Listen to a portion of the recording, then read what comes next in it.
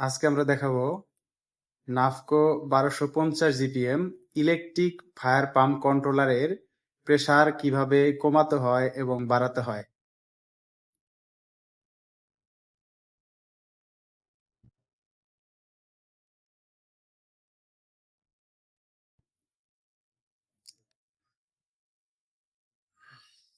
আমরা দেখতে পাচ্ছি আমাদের এখানে স্টার্ট প্রেসার 140-এ দেয়া আছে। আমাদের পাম্পের যে প্রেসারটা বর্তমান 140 দেয়া আছে। তো আমরা এই স্টার্ট প্রেসারটা কিভাবে কমাবো এবং বাড়াবো সেটাই দেখাবো। তো প্রথমে আমাদেরকে ইন্টার দিয়ে ভিতরে প্রবেশ করতে হবে। এরপরে হচ্ছে যে ইন্টার পাসওয়ার্ড চাচ্ছে। যদি আপনার ফায়ার পাম্পে কোনো পাসওয়ার্ড দেওয়া থাকে তাহলে পাসওয়ার্ড দিয়ে ভিতরে প্রবেশ করবেন, আর যদি পাসওয়ার্ড না দেওয়া থাকে, যেমন আমারটা কোনো পাসওয়ার্ড নাই, আমি সরাসরি ইন্টার দিয়ে ভেতরে প্রবেশ করলাম। এরপর হচ্ছে সেটিং অ্যান্ড প্যারামিটার্স, আবার ইন্টার করলাম। এখন আমরা নিচের দিকে স্ক্রল করব, যে আমাদের যে স্টার্ট প্রেসার এবং স্টপ প্রেসারের যেই সেটিংটা আছে সেখানে স্ক্রল করে আমরা নিচের দিকে যাব। আমরা নিচের দিকে যাচ্ছি।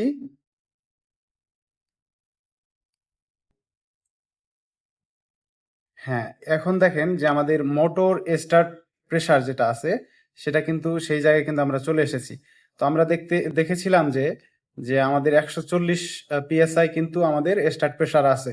এখানেও কিন্তু আমরা 140 পিএসআই পেলাম। তো হচ্ছে যে এটা আমরা কিভাবে চেঞ্জ করব, এখন আবার আমরা ইন্টার করব। ইন্টার করার সাথে সাথে দেখেন আমাদের যে প্রেসারের যে ঘরটা রয়েছে সেটা কিন্তু অলরেডি লাফাচ্ছে। আমাদের যে পিএসআই এর যে ঘরটা রয়েছে 140, সেটা কিন্তু লাফাচ্ছে। তো 140 দেওয়া, আমি এই প্রেসারটা একটু বাড়িয়ে দিব। দেখেন আমি 1-এর ঘর, এরপরে গেলাম 4-এর ঘরে, এই যে এই বাটনটা দিয়ে, এরপরে গেলাম হচ্ছে 0-এর ঘরে।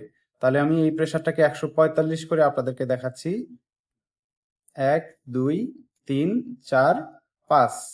আমি কিন্তু এখন আমাদের যে প্রেসারটা দেখতে পাচ্ছি সেটা হচ্ছে 145 পিএসআই।